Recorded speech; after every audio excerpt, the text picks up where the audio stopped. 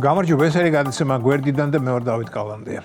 ვიდეო ნახე, სადაც ინდოელი კლიენტები შევიდნენ თურქულ საქაბაბეში, რომელშიც გარკვეული პროდუქცია საქონლის ხორცისგან მზადდებოდა და აღშფოთდნენ.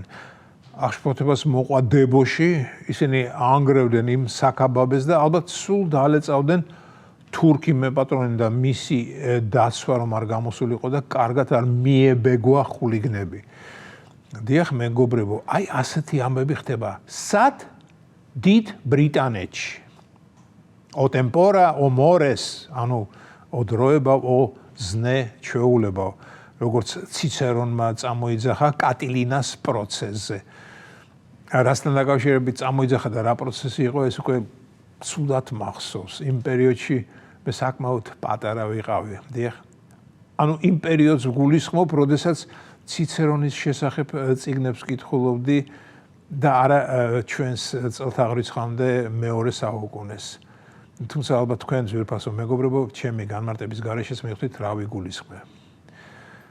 ძმებო და დებო. ჩვენ რასაკვირველია ვისწრაფვით ევროკავშირში შესვლისკენ. ეს ჩვენს კონსტიტუციაში წერია და კონსტიტუციაში რაც არ უნდა ეწეროს, მოგწონს ეს თუ არა, უნდა შესრულდეს.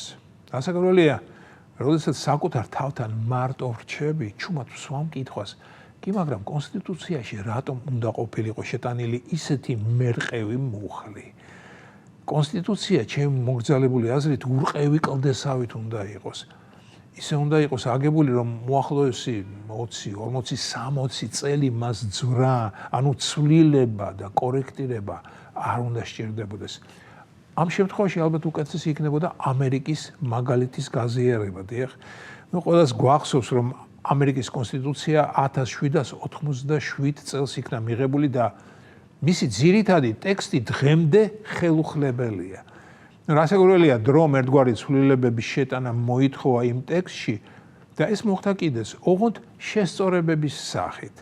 შესწორებები ცალკე მიიღება და ისინი კონსტიტუციის ძირითადი ტექსტის ამა თუ იმ დებულებას ან აუქმებენ, ან ცვლიან, ოღონდ ისე, რომ ძირითადი ტექსტი ძირითადადვე რჩება. ეს მომწონს, მეგობრებო, მიუხედავად იმისა, რომ ამ ბოლო დროს ამერიკული ცხოვრების წესი ჩემში ბევრ კითხვას აბადებს. 250 წლის განმავლობაში ამერიკელებმა 27 შესწორება მიიღეს, რაც ჩემი აზრით ძალიან ცოტაა. იმას კი არ ვამბობ, რომ მეტი უნდა მიეღოთ. არა, რასაკვირველია, უბრალოდ ცოტა, ანუ მეტი არც დასჭიროებია და ხომ წარმოგიდგენიათ რა მყარი ტექსტი შექმნა იმდროინდელმა კონსტიტუციურმა კონვენტმა, რომ მხოლოდ 27 შესწორება გახდა საჭირო. ამას რატო ვლაპარაკობ მათ კონსტიტუციაზე? იმიტომ რომ მეც ვინატრებდი საქართველოს კონსტიტუციის ძირითადი ტექსტი ისეთი მყარი ყოფილიყოს, რომ 100 წლეულებისთვის გაეძლო და შესწორებები კი ცალკე დანართად გამოსულიყო. ხო და ვიტყვი იმას, რასაც ყველა ჩვენთაგანი დიდი ხანია ამბობს, როგორ შეიძლებოდა კონსტიტუციაში, ქვეყნის ძირითად კანონში ისეთი დებულების შეტანა, რომელიც ფაქტობრივად არამყარია. ვაი და ხვალ ან მასზე ევროკავშირი დაიშალოს, მაშინ რა ვქნათ? მაშინ ისე უნდა დავსხდეთ და კონსტიტუციის ჭრაკერვა დავიწყოთ? ნუ იგივე ეხება ნატოს. მსოფლიოში ისეთი რყევებია, რომ სრულიად შესაძლებელია ნატომ ჩაილურის წყალი დალიოს, რაც მე რასაკვირველია სულაც არ მინდა. თუმცა რატომ არ მინდა? მინდა არ მინდა აქ სხვა საკითხია. როგორც ბოლო რამდენიმე წელმა გვანახა, ნატოს ქმედითუნარიანობა, რომლის სიდიადესა და სიძლიერეზე ამდენს ლაპარაკობდნენ დასავლელები და რომლის ღია კართან ჩვენს ამდენი ხანი დაგვაყუდეს მთხოვნელის პოზიციაში, ის ქმედითუნარიანობა ძალიან გაზვიადებული ყოფილა. და რატომ იყო გაზვიადებული? იმიტომ რომ კონკრეტული საბრძოლო შეტაკება ძლიერ მოწინააღმდეგესთან ნატოს არ ქონია და ამიტომაც ფაქტობრივად პირველად ნახეთ რა ყოფილა ნატო მუშტიკრივში.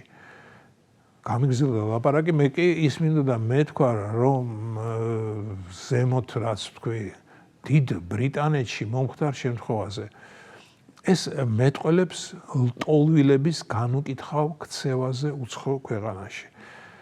მე ჩვენი პატარა, მაგრამ ამაყი ქვეყნის რიგით მოქალაქეს მაშინებს ის ამბავი, რომ ევროკავშირს აქვს ტოლვილების მიღების ლიმიტი და თუ ამ ლიმიტს არ შეასრულებ, მე დაგადებენ ჯარიმას და ჯარიმა ძალიან საგრძნობია.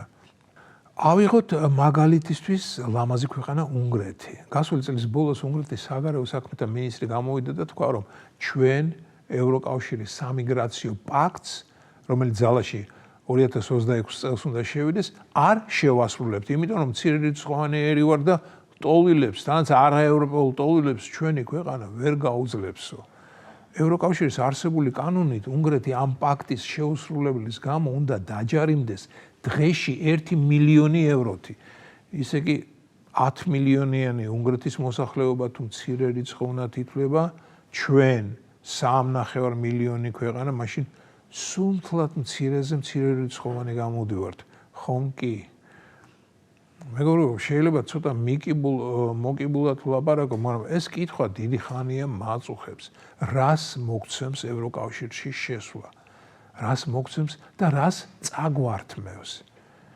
და არ მინდა ზოგადი პასუხები, რომ პენსია გვექნება 800 ევრო, რაც გამორიცხულია, რომ ძალა ერთობაშია და რომ ის რუსეთისგან დაგვიცავს. სრულიად აბსურდი. მე კონკრეტული პასუხები მინდა.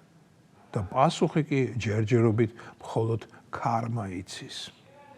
ეს იყო განცემა გვერდიდან და მე ვარ დავით კალანდია.